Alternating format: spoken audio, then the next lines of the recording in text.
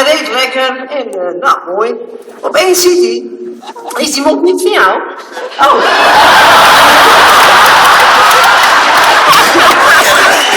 Misschien ben ik het fijn in het waard. Ja. Toen ziet hij in zijn buitenspiegel iets wits. Hij denkt, wat is dat nou? Het lijkt wel een kip. Dus hij denkt, ik geef een beetje gas bij. Die komt uit jouw show, hoor. Die mop. Nee, oké. Heb jij een show gehad? Cor Bakker, is die van Cor Bakker? Nee, maakt niet uit. Dus die auto rijdt harder, die gaat 70 rijden. En nog steeds ziet hij die kip in die buitenspiegel meerennen. Hij denkt, hoe kan dat nou? Hij denkt, ik ga 100 op de hand weg. Dus hij gaat 100 op de hand weg. Hij gaat 100 op de hand weg. En nog steeds ziet hij die kip meerennen. Nou, hij denkt, potverdee, maar die landweg die stopt. Kip rechtsaf, auto remt.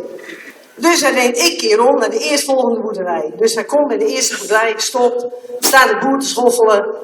Hij zegt, goeiedag, hoor.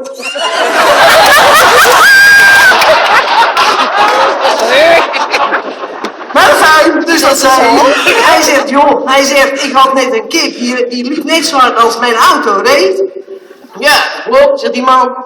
Nou, hij zegt, hoe kan dat nou? Ja, dat is mijn kip. Hij zegt, dan heb ik een heel veld vol met kippen. En, nou, hij zegt, maar hoe kan dat nou? Hij zegt, die kip heeft die poten. Nou, die kip heeft die poten. Ja, hij zegt, die heb ik gekweefd. Hij zegt, waarom? Hij zegt, we hadden altijd ruzie als we kip aten. Hij zegt, dan wilde mijn vrouw een poot, ik wilde een poot en mijn zoon wilde een poot. Nou, hij zegt, toen heb je die kippen gekweekt. Nou, hij zegt, hoe is het mogelijk? Hij zegt, hoe zwaar is ze? Hij zegt, ik weet het niet, ik krijg ze niet te pakken.